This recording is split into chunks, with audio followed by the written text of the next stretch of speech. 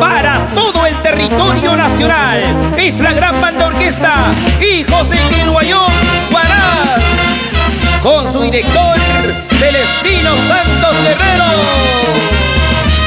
y con Cabana Producciones, el sello de los nuevos triunfadores.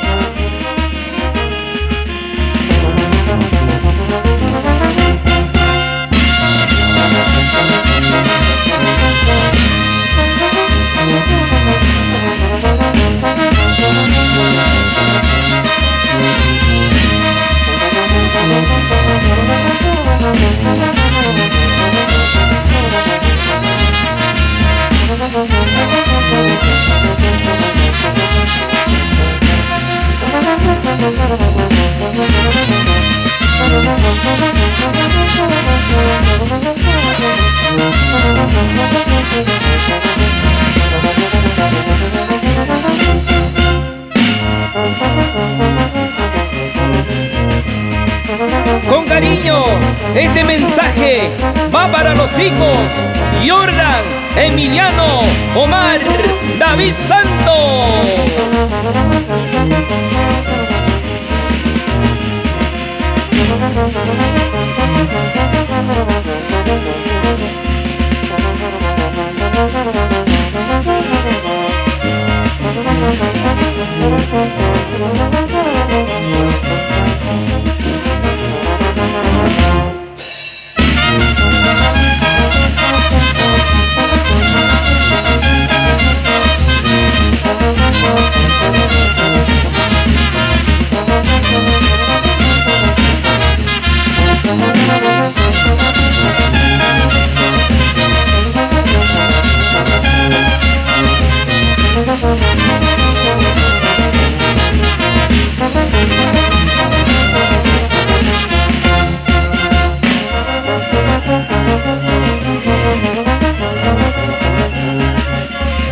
Nuestro saludo a la distancia en Estados Unidos para la colonia peruana.